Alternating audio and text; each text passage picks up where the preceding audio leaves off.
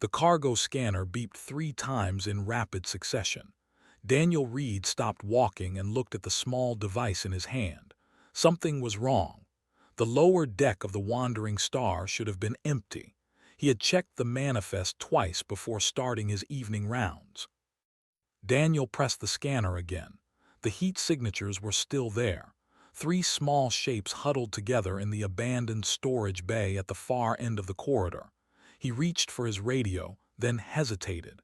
Standard protocol said he should report this immediately, but something made him pause. He moved quietly down the corridor, his boots barely making a sound on the metal floor. The storage bay door was already open, hanging crooked on its hinges. Someone had forced it. Daniel stepped inside and swept his flashlight across the dusty room. Crates were stacked against the walls. Most of them were empty. The ship had delivered its cargo 3 days ago and was now traveling to the next station. This section should have been sealed off until the next loading. Daniel moved between the crates, following the heat signatures on his scanner. Then he saw them. 3 small creatures pressed together in the corner behind a stack of broken containers. Their bodies were covered in fur that seemed to shimmer even in the dim light. The fur looked almost crystalline, reflecting his flashlight in strange patterns. The largest one was maybe the size of a 6-year-old human child. The other 2 were smaller. They stared at him with wide eyes. Their pupils were vertical slits that contracted in the light. Daniel could see them trembling. The fur on their bodies shifted from a dull gray color to something darker, almost black. Daniel lowered his flashlight and crouched down slowly. He kept his distance, not wanting to frighten them more. He could see scars on their bodies now, old wounds that had healed badly. The smallest one had a broken metal collar around its neck, the kind used for tracking livestock. "Hey there," Daniel said softly. "It's okay. I'm not going to hurt you." The creatures didn't respond. They pressed closer together, their crystalline fur now completely black. Daniel noticed their ribs showing through their fur. When had they last eaten? He slowly reached into his pocket and pulled out the protein bar he had been saving for later. He unwrapped it carefully, making sure they could see he wasn't reaching for a weapon. Then he broke off a piece and set it on the floor between them. "You must be hungry," he said. The creatures watched the food but didn't move. Their eyes kept darting between Daniel and the open doorway behind him. They were expecting someone else, someone they were afraid of. Daniel stood up slowly and backed away. He moved to the doorway and leaned against the frame, making himself look relaxed. He took a bite of his own protein bar and chewed slowly, showing them it was safe to eat. Minutes passed. Daniel stayed quiet, just watching them. Finally, the smallest one crept forward. It moved on all fours, belly close to the ground. Its small paw reached out and grabbed the piece of protein bar. Then it scurried back to the others. They shared the food between them, taking tiny bites. Daniel could hear small chirping sounds as they ate, some kind of communication between them. When they finished, all 3 looked at him again. Daniel broke off more pieces and set them on the floor. This time they came faster, still cautious but less terrified. As they ate, Daniel studied them more carefully. Their faces were almost feline, with small rounded ears that swiveled toward every sound. But their paws had fingers with small claws. Their tails were long and flexible, wrapping around their bodies for warmth. He checked his scanner again and ran a quick biological analysis. The device searched its database but came up with no matches. These creatures weren't in the ship's records. They weren't registered anywhere in the standard galactic catalog. Daniel felt a cold anger building in his chest. He knew what this meant. He had worked security for 8 years. He had seen the signs before. These cubs had been trafficked. Someone had smuggled them aboard the ship, probably hidden in those crates. Then something had gone wrong. Maybe a deal fell through. Maybe the buyer never showed up, so the cubs were abandoned here to die. The smallest one was staring at him now. Its fur had shifted from black to a dark blue color, less afraid but still uncertain. Daniel smiled gently. "You're safe now," he said. "I promise." His radio crackled to life. "Read, report. Your sector check is overdue." It was Captain Ortiz. Daniel looked at the three cubs, then at his radio. He knew what he should do. Report them. Let the authorities handle it at the next station. Follow the rules. But he also knew what would happen. The cubs would be processed as unregistered alien life. They would be placed in holding while officials tried to find their origin. If their origin was illegal trafficking, they would become evidence. They would be kept in cages, fed minimum rations, treated as objects, not living beings. Daniel made his decision. "Read here, just finished the sector. All clear, nothing to report." The lie came easily. He switched off his radio before the captain could respond. The cubs were watching him with those strange, intelligent eyes. They seemed to understand that something important had just happened. "Come on," Daniel said quietly. "Let's get you somewhere safe." He started walking toward the door, then looked back. The cubs hadn't moved. They were still pressed together in their corner. Daniel sighed and sat down on the floor cross-legged. He pulled out the rest of his protein bar and ate it slowly. If they were going to trust him, it would have to be their choice. He had 48 hours until the ship docked at the next station. 48 hours to figure out who these cubs were and where they came from. 48 hours to decide what to do next. The smallest cub took one step forward, then another. Its fur was shifting again, turning from blue to something lighter, almost purple. It stopped just out of reach and tilted its head, studying Daniel's face. Daniel smiled and held out his hand, palm up, empty, harmless. The cub reached out one small paw and touched his finger. Daniel's quarters were small. One narrow bed, a desk bolted to the wall, and a tiny bathroom. He had managed to get the cubs inside without being seen, using the maintenance corridors that most crew members avoided. Now all three of them sat on his floor, looking around nervously. Their fur kept changing colors, gray to blue to purple and back again. Daniel had figured out it was connected to their emotions somehow. Right now they seemed confused and wary. He pulled out everything edible from his small storage locker. Dried fruit, more protein bars, a pack of sweet crackers he had been saving. He spread it all out on the floor and stepped back, giving them space. The cubs approached the food slowly. They sniffed each item carefully before eating. Daniel noticed they shared everything equally. The two larger ones made sure the smallest got enough before taking more for themselves. Family bond, he thought. They take care of each other. While they ate, Daniel sat at his desk and accessed the ship's database. He started searching through cargo records, looking for anything suspicious. The ship had stopped at 6 different stations in the last month. At each stop, they had loaded and unloaded various goods. He found it on the 3rd station, Prism Ridge, a frontier mining colony on the edge of mapped space. The manifest listed geological samples in crate section D7. That was the storage bay where he had found the cubs, but the listed weight didn't match. The crates were marked as containing 400 kilograms of minerals. No way. Those crates had been practically empty. Daniel dug deeper. Prism Ridge appeared in the records 4 more times over the past 6 months. Each time, geological samples. Each time, the weight estimates were wrong. Someone was using the mining shipments as cover for smuggling. A small chirping sound made him look up. The smallest cub had approached his desk. It stood on its hind legs, front paws resting on the edge, trying to see what Daniel was looking at on his screen. Its fur was now a soft green color. "Curious little thing, aren't you?" Daniel said.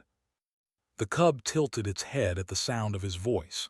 Then it made a new sound, almost like it was trying to copy his words. Not quite right, but definitely an attempt at communication. Daniel's heart clenched. These weren't animals. They were intelligent, young, scared, and intelligent. Whoever had trafficked them knew exactly what they were doing. This wasn't just smuggling. This was kidnapping. He reached out slowly, and gently touched the top of the cub's head.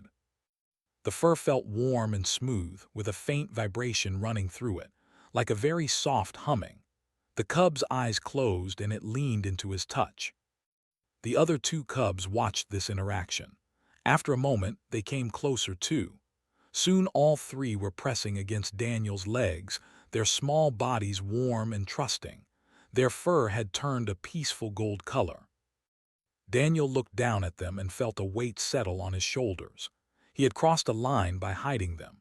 If Captain Ortiz found out, Daniel would lose his job at minimum, probably face criminal charges for concealing unregistered alien life. But looking at these three small beings who had already suffered so much, he couldn't bring himself to regret it. His computer beeped, an incoming message from the ship's engineer. Daniel tensed. Had someone noticed the environmental changes he made to his quarters? He had adjusted the atmosphere controls to match the readings from Prism Ridge. Higher oxygen, lower humidity. The cubs seemed to breathe easier after he made the change. He opened the message, just a routine reminder about the crew meeting tomorrow. Daniel relaxed.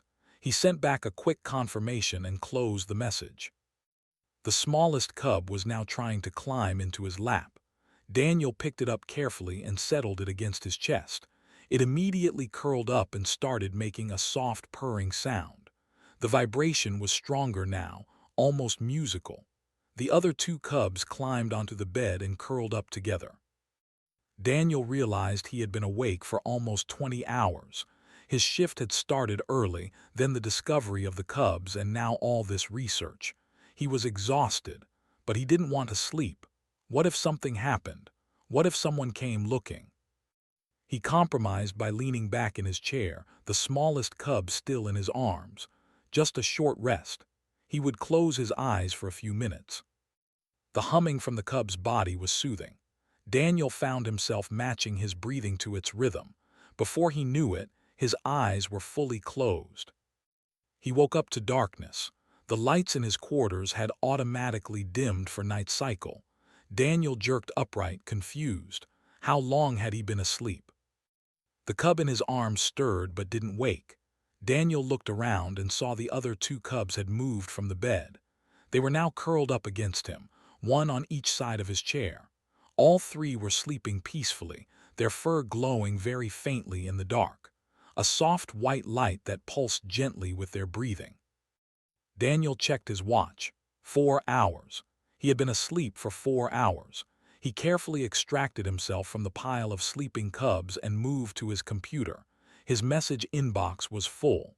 3 messages from the captain asking about his daily report. 2 messages from other crew members. 1 from ship medical asking if he was feeling sick since he had missed dinner. He needed to be more careful. Acting strange would draw attention. Daniel quickly typed up a standard daily report and sent it to the captain.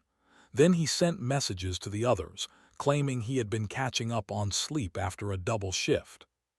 His stomach rumbled. The cubs had eaten his entire food supply.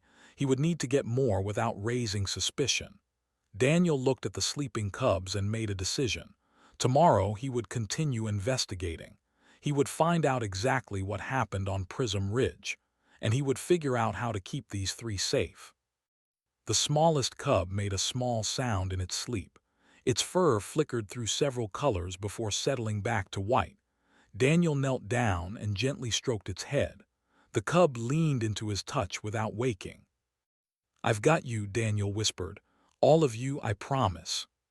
He meant it. Daniel managed to get through his morning shift without incident.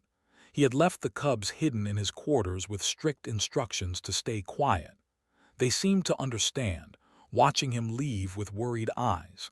Their fur had turned a nervous yellow color. Now he stood in the ship's small cafeteria, loading his tray with extra food. 2 other crew members sat at a corner table, but they barely looked up. Daniel grabbed 3 portions of protein paste, fruit, and bread, enough to feed himself and 3 growing cubs. "Someone's hungry today," a voice said behind him. Daniel turned to find Lisa, the ship's medical officer, smiling at him. She was holding her own breakfast tray. "Missed dinner last night," Daniel said casually, making up for it. Lisa nodded and moved past him to get coffee. Daniel let out a slow breath. He needed to stay calm, act normal. Back in his quarters, the cubs rushed to greet him. They chirped and pressed against his legs, their fur bright green with happiness. Daniel set the food down and watched them eat. They were already looking healthier, less scared. Their fur had more shine to it. While they ate, Daniel continued his research. He had sent encrypted messages to 3 former colleagues who now worked at different stations. One of them had finally responded. The message was brief but troubling. Prism Ridge wasn't just a mining colony. It was a known hub for illegal trading. The local authorities were either corrupt or too underfunded to do anything about it. Several reports had been filed about missing alien cubs from that sector. No one had investigated. Daniel sat back and rubbed his face. This was bigger than he thought. It wasn't just one shipment. This was an organized operation, and the cubs in his quarters were probably just 3 among dozens who had been taken. The smallest cub finished eating and came to sit by Daniel's feet. It looked up at him with those large eyes and made a soft questioning sound. Daniel reached down and picked it up. The cub immediately snuggled against his chest, purring. Over the past day, Daniel had started to understand their body language better. The way their ears swiveled meant they were listening carefully. When their tails wrapped around themselves, they felt safe. When their fur turned dark, they were afraid. And when they purred like this, they were content. He wondered what species they were. Their crystalline fur was unlike anything in the standard database. Maybe they came from an uncharted system. Maybe their people didn't have contact with the wider galaxy yet. That would explain why there were no records. It would also explain why traffickers targeted them. Beings with no legal representation were easy victims. His computer chimed. Another message, this time from his second contact. Daniel opened it and felt his blood run cold. The message contained an image, a wanted poster from the Galactic Protection Services. It showed a luminary cub, the text below read, "Species marked as endangered, known to be trafficked for their crystalline properties. Their fur could process certain types of radiation into energy, extremely valuable on black markets." Daniel looked at the 3 cubs in his quarters. Luminari, so that's what they were. The message continued with more information. Luminari cubs were taken during their migration phase when they traveled between family groups. Separated from adults, they were vulnerable. The cubs bonded quickly with whoever cared for them, a survival instinct that traffickers exploited. There was a reward for information leading to the recovery of missing Luminari cubs. Daniel stared at the number. It was substantial, enough to pay off his debts and then some. He could report them right now, claim the reward, say he found them during a routine check. The smallest cub in his arms shifted and looked up at him. Its fur was pale blue, peaceful and trusting. It reached up one small paw and touched Daniel's cheek, then made a soft chirping sound. Daniel closed the message without responding. The reward didn't matter. He couldn't betray them, not after everything they had been through. A loud bang echoed through the ship. Daniel jumped to his feet, startling the cubs. Their fur immediately turned black. Another bang, then the sound of boots running in the corridor outside. Daniel grabbed his radio. "What's happening?" Static, then the captain's voice. "Security breach. Unknown vessel approaching. All crew to stations." Daniel's heart sank. He looked at the cubs who were now huddled together in the corner, trembling. This couldn't be a coincidence. Someone knew the cubs were here. Someone was coming for them. He quickly moved his desk in front of the cubs, creating a small hiding space. "Stay here," he told them. "Don't make a sound. I'll come back for you." The largest cub grabbed his sleeve with its small paws. Its eyes were wide with fear. Daniel gently removed its grip and touched the top of its head. "Trust me," he said softly. "I won't let anyone hurt you." He left his quarters and ran toward the bridge. The ship's alarms were blaring now. Red lights flashed in the corridors. Other crew members rushed past him, heading to their emergency stations. On the bridge, Captain Ortiz stood at the main viewport, staring at the approaching ship. It was smaller than the Wandering Star but heavily armed. Definitely not a cargo vessel. "They're hailing us," the communications officer said. "Put them through," Ortiz ordered. A man's face appeared on the screen. He had cold eyes and a thin smile. "This is Supervisor Rains of the Prism Ridge Mining Consortium. We have reason to believe you're carrying stolen property. Prepare to be boarded for inspection." Daniel felt sick. They had found them. Somehow they knew. Ortiz looked confused. "We have no stolen property. Our cargo manifest is clean." Rain's smile widened. "Not cargo, Captain. We're looking for 3 biological specimens that escaped during transport. Luminary cubs. Very valuable. Very illegal for you to be harboring them." The captain's face went white. She turned and looked directly at Daniel. "Reed, do you know anything about this?" Every crew member on the bridge was now staring at him. Daniel met the captain's eyes and made his choice. "Yes," he said. "The cubs are in my quarters, and I'm not letting anyone take them." The silence on the bridge was deafening. Captain Ortiz stared at Daniel like she had never seen him before. The other crew members looked shocked, confused, and in some cases angry. "You what?" Ortiz finally managed to say. "They're cubs," Daniel said firmly. "Children. I found them abandoned in the cargo bay, starving and hurt. Someone trafficked them onto this ship." Rain's voice cut through the tension. "Those specimens belong to Prism Ridge Mining Consortium. They were legally acquired under frontier salvage laws. Your crew member has committed theft." Ortiz turned back to the screen. "Salvage laws don't apply to living beings." "They do on frontier worlds," Rains replied smoothly. "Luminary adults never registered these cubs with the galactic census. No registration means no legal personhood in frontier territories. They're classified as biological resources." Daniel felt rage building in his chest. "They're not resources. They're intelligent. They communicate. They feel fear and pain." "That's irrelevant under frontier law," Rains said. "Captain, you have 2 options. Turn over the specimens voluntarily or we'll board your ship and take them. Either way, we're getting what belongs to us." Ortiz looked torn. She ran a hand through her hair and turned to her first officer. "What's our legal position?" The first officer checked his console. "He's right, Captain. Frontier laws are different from core system laws. If the cubs weren't registered, they have no legal protection in that sector." "But we're not in frontier space," Daniel argued. "We're in neutral shipping lanes. Core system laws should apply here." "The theft occurred in frontier space," Rains countered.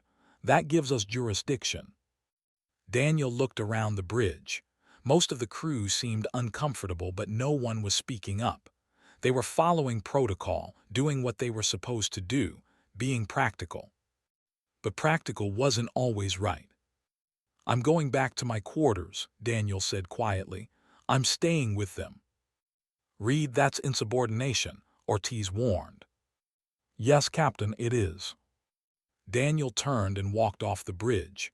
Behind him, he heard Ortiz curse under her breath, but she didn't order anyone to stop him. He ran through the corridors back to his quarters. The cubs were exactly where he left them, hidden behind the desk. When they saw him, they rushed out, chirping frantically. Their fur was pitch black with fear. "I know," Daniel said, kneeling down. "I know you're scared, but I'm here. I'm not leaving you." The smallest cub climbed into his lap. The other 2 pressed against his sides. All 3 were trembling. Daniel wrapped his arms around them and felt their small hearts racing. There was a knock on his door.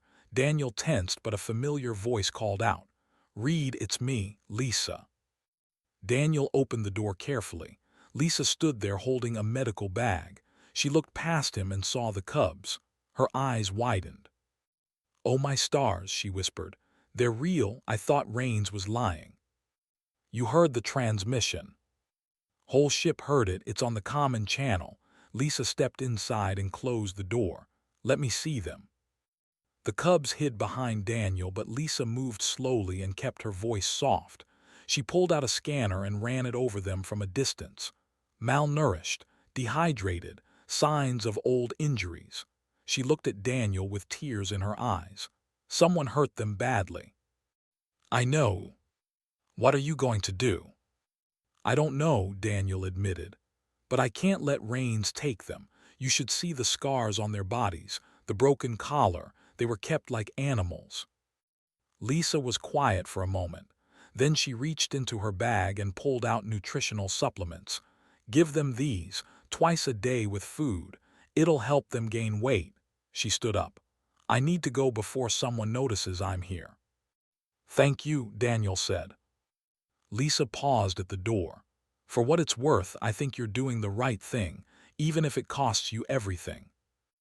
After she left, Daniel heard the ship's intercom crackle to life. Captain Ortiz's voice echoed through the corridors. "This is the captain. The vessel from Prism Ridge Mining Consortium is docking with us. All crew are to cooperate fully with their boarding team. That is an order." Daniel looked down at the cubs. They were watching him with those intelligent eyes, waiting to see what he would do. The smallest one touched his hand with its paw. Its fur flickered from black to a deep blue, still scared but less so, because it trusted him.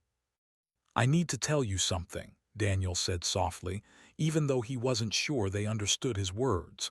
"I grew up in an orphanage. My parents died when I was young. I know what it feels like to be alone and scared. I know what it's like when adults fail to protect you." The cubs tilted their heads, listening.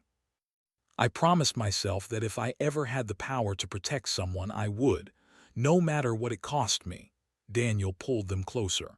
"So that's what I'm going to do. I'm going to protect you." Heavy footsteps echoed in the corridor outside. Voices. The boarding team was here. Daniel heard them checking other quarters, moving systematically through the crew section. The smallest cub made a soft whimpering sound. Daniel started humming, a lullaby his mother used to sing. He didn't remember much about her, but he remembered that song. The cub's breathing began to slow. Their fur shifted to purple, then to a lighter blue. The footsteps stopped outside his door. "This one," a rough voice said. "The security officer's quarters."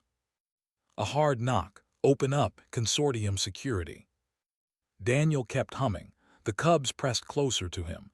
He could feel them shaking, but their fur was starting to glow faintly. A soft white light.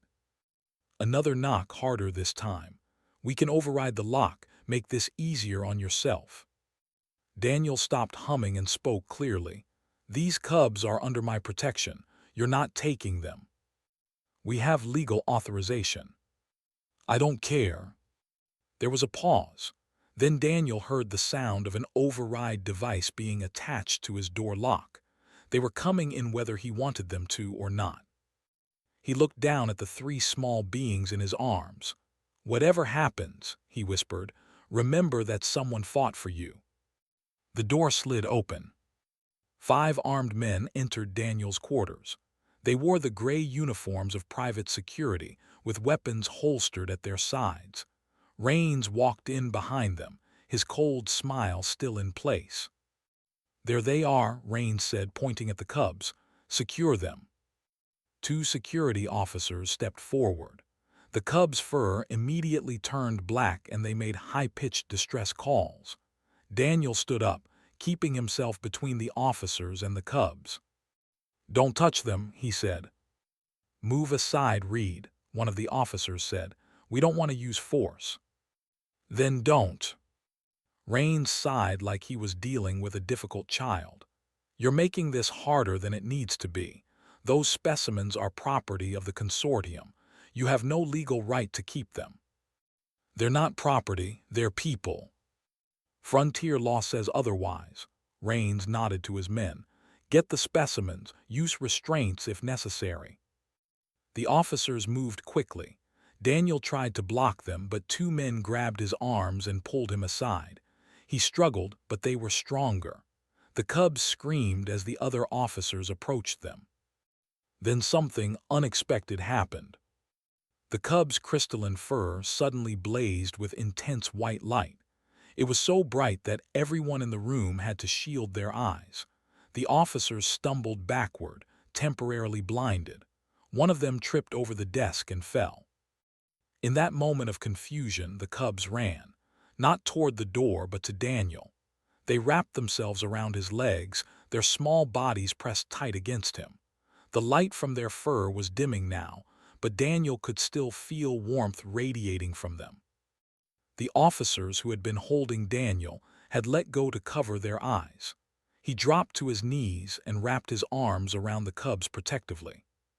"What was that?" one of the officers shouted, rubbing his eyes. Rains looked furious.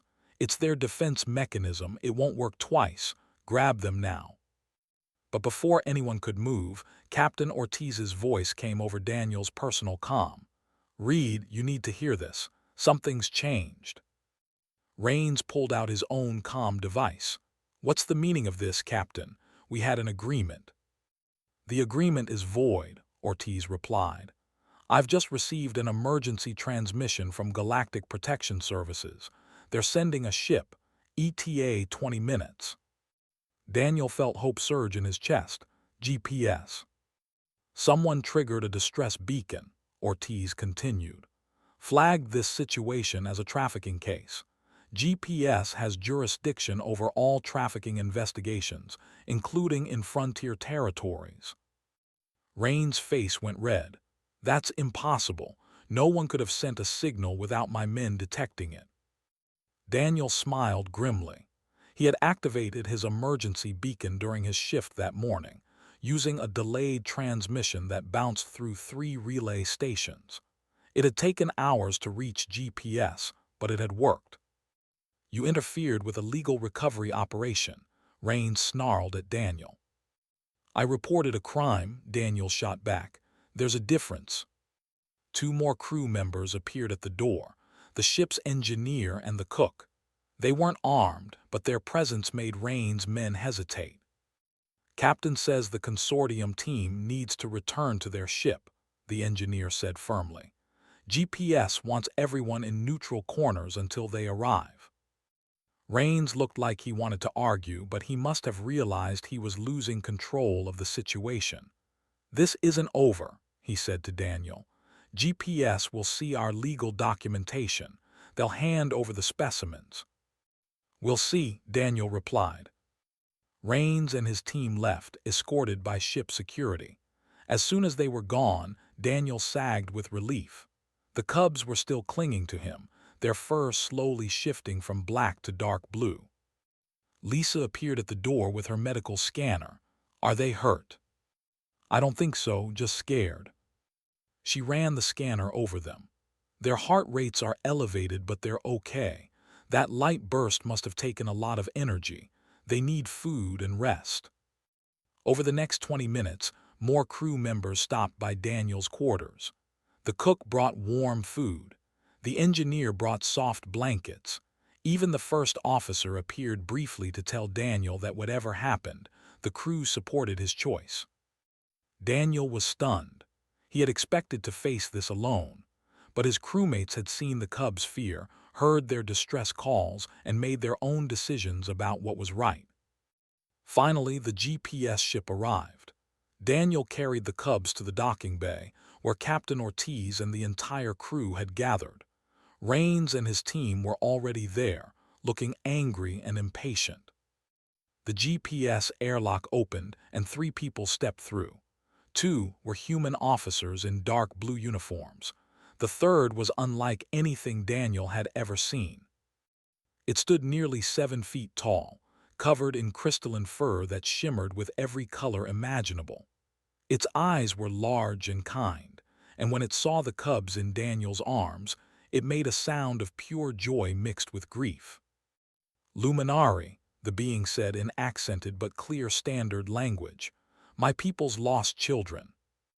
The cubs saw the adult luminari and their reaction was immediate.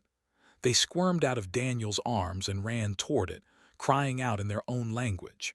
The adult luminari knelt down and gathered them close, its fur glowing with warm, golden light. Daniel felt something break inside his chest, relief, sadness, and a strange sense of loss all at once. The cubs were safe now. They were going home.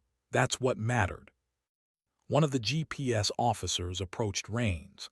"Supervisor Rains, you're under arrest for trafficking of sapient beings. We've verified that Luminari cubs are registered with the Galactic Census through their family groups. Your frontier claims are fraudulent." Rains tried to protest, but the officers placed restraints on him and his team. Daniel watched with grim satisfaction. The adult Luminari stood up, the three cubs still pressed against its body. It approached Daniel and spoke softly. "I am Skyweaver, elder of the Prism Ridge family group. You protected our young ones." "I just did what was right," Daniel said. Skyweaver studied him with ancient eyes. "You did more than protect them. You gave them kindness when they had known only cruelty. You risked everything for beings not of your species." The smallest cub suddenly pulled away from Skyweaver and ran back to Daniel. It climbed up his leg and into his arms, chirping frantically. Its fur had turned dark purple, almost black. "It doesn't want to leave you," Skyweaver said quietly. Daniel held the smallest cub close, feeling its rapid heartbeat against his chest. The other two cubs were watching from Skyweaver's side, their fur cycling through worried colors. "I don't understand," Daniel said. "They need to go back to their family." Skyweaver's expression was gentle but sad. Luminari cubs bond with their primary caregiver during times of crisis. It's an evolutionary survival mechanism. Once bonded, breaking that connection causes severe psychological trauma. "But I'm not Luminari, I'm human." "Species doesn't matter to a cub's heart," Skyweaver said. "You fed them when they were starving, protected them when they were in danger. They bonded to you as their guardian."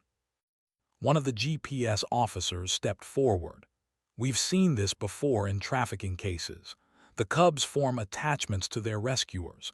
Usually we can work through it with time and therapy." "How long does that take?" Daniel asked. "Months, sometimes years." The officer looked uncomfortable. "And it doesn't always work. Some cubs never fully recover." Daniel looked down at the small being in his arms. It had stopped chirping and was now just clinging to him, its fur a deep sad blue. He thought about everything these cubs had been through. Taken from their families, kept in darkness, abandoned to die. And now, after finally finding safety, they would be separated again from the one person who had shown them kindness. It wasn't fair. "There might be another option," Skyweaver said carefully, "an unprecedented one." Everyone looked at the elder Luminari. "Our laws allow for cross-species guardianship in extreme circumstances," Skyweaver continued. "If the cubs have bonded too strongly to be separated without harm, the bonded individual may serve as guardian until the cubs are old enough to make their own choice." "You mean Daniel could keep them?" Captain Ortiz asked, surprised. "Not keep, guard, there's a difference."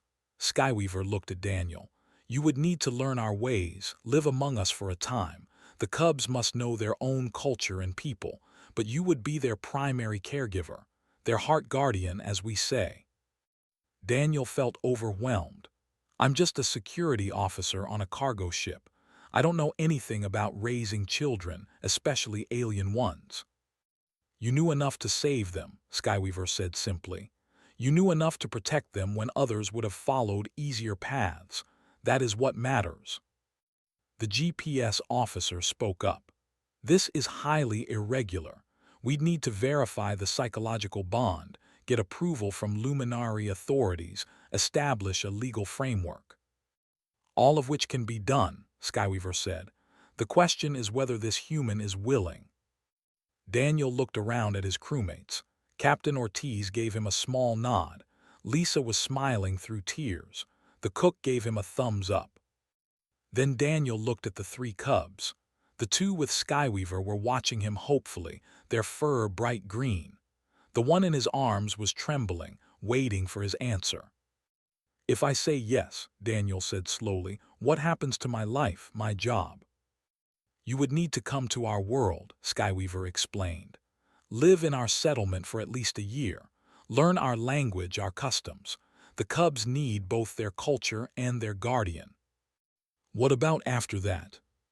"The GPS officer has a proposal for you," Skyweaver said, gesturing to the human officer. The officer stepped forward. "We need people like you, Reed. People who see trafficking victims as beings worth saving, not just evidence in a case. If you're willing to train with us while serving as guardian to the cubs, we'd offer you a position as a cultural liaison officer. You'd help with other rescue cases, especially ones involving bonded cubs." It was a lot to process. A complete change of life. No more cargo runs, no more simple security shifts. Instead, he'd be raising 3 alien children while learning an entirely new culture and working for GPS. It was terrifying. It was also exactly what felt right. "Okay," Daniel said. "Yes, I'll do it." The smallest cub's fur burst into brilliant gold. It chirped happily and nuzzled against Daniel's neck. The other two cubs ran from Skyweaver straight to Daniel, climbing on him and making joyful sounds. Skyweaver's fur glowed with warm approval. "Then it is decided. The cubs have their heart guardian." The next few hours were a blur of paperwork, medical scans, and legal procedures. The GPS officers needed to document everything. Skyweaver had to contact the Luminary Council for official approval. Captain Ortiz had to file reports about the trafficking discovery and Daniel's resignation from the crew. Through it all, the cubs stayed close to Daniel. They were finally relaxing, their fur settling into peaceful colors. They played with his fingers, explored the docking bay cautiously, and always came running back to him when they felt uncertain. Lisa pulled Daniel aside during a quiet moment. "You're really doing this, giving up everything." "Not giving up," Daniel corrected. "Trading, a job for a family, seems like a good deal to me." "You're going to be amazing at this," Lisa said, hugging him. By evening, everything was arranged. The GPS ship would take Daniel and the cubs to the Luminary homeworld. Skyweaver would serve as cultural teacher and advisor. Daniel had 48 hours to pack his belongings and say goodbye to his crewmates. That night in his quarters for the last time, Daniel sat on the floor with all three cubs curled around him. They were finally sleeping peacefully, their fur glowing softly in gentle rhythmic pulses. No fear, no pain, just contentment. Skyweaver had told him their names. The largest was Shimmer, the middle one was Gleam. The smallest, the one who had bonded first, was Spark. "Hey Spark," Daniel whispered, "you awake?" The small cub stirred and looked up at him with sleepy eyes. "I don't know if I'll be a good parent," Daniel admitted. "I'm going to make mistakes, but I promise I'll try my best." Spark reached up one small paw and touched Daniel's cheek, just like it had done that first day. Then it yawned, showing tiny sharp teeth, and curled back up against his chest. Daniel leaned back against the wall and closed his eyes. Tomorrow would bring new challenges. A new world, new customs, new responsibilities. But tonight, 3 alien cubs slept peacefully with their human guardian, and that was enough. In the quiet of the room, Daniel started humming that old lullaby. The cubs breathing synchronized with the melody, their fur pulsing gently with light. For the first time in his life, Daniel felt complete. He had found his purpose, not in following rules or maintaining order, but in protecting those who couldn't protect themselves, in choosing compassion over convenience, in becoming family for those who had none. The stars beyond the viewport shone bright and steady. Tomorrow, Daniel would travel to a world he'd never seen to raise children from a species he barely understood. It should have been frightening. Instead, it felt like coming home.